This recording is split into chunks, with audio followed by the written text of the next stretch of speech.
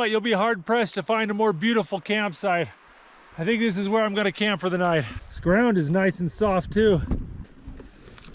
I'm gonna go down to the river, get some water, see if I can't catch a fish.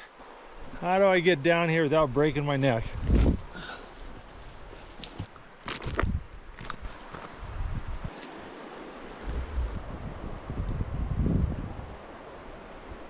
Oh, there we go. That's not a big grayling, but that's an actual edible one. Going downstream seemed to pay off. Oh, there we go. That's an even better one.